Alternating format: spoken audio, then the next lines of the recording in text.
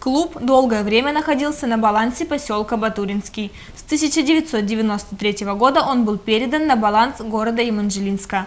Дом культуры здесь главная достопримечательность. В этом году в учреждении провели необходимые ремонтные работы.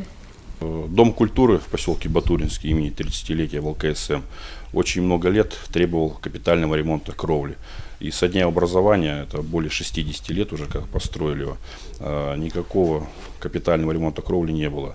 И от этого кое-где пришло в негодность потолки, дали течь.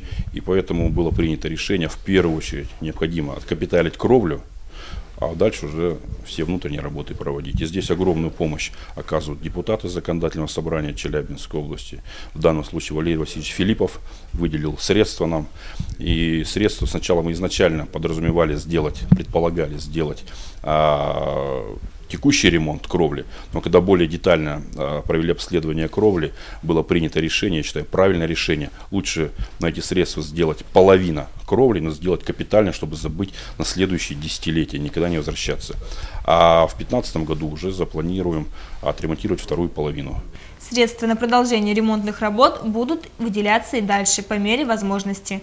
Хотя, как отметил глава района, состояние Дома культуры достаточно хорошее. И единственное, что больше всего беспокоило, это кровля. Но теперь этот вопрос решен положительно, благодаря депутату законодательного собрания области Валерию Филиппову.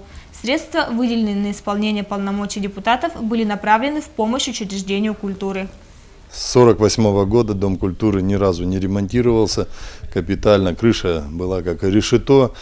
Вот. Ну и было принято решение, что деньги сюда направить. Сегодня мы приехали, посмотрели, что эти деньги вложены правильно, что они сегодня дают результат, что сегодня крыша не бежит. С 1948 года, в 2004 году сделали практически половина клуба мы закрыли.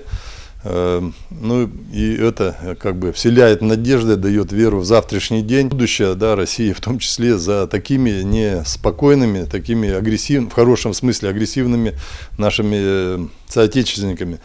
Поэтому я очень доволен тем, что здесь сделано, то, что здесь такой объект существует, работает, приносит пользу Еманжелинскому району, Челябинской области.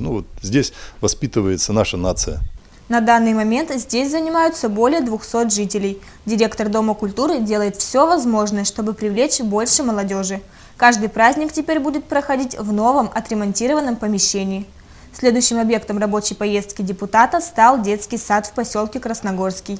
Валерий Филиппов и Евгений Светлов также проверили, как были израсходованы выделенные средства и оценили выполненные работы в дошкольном учреждении. Здесь заменили окна и систему отопления.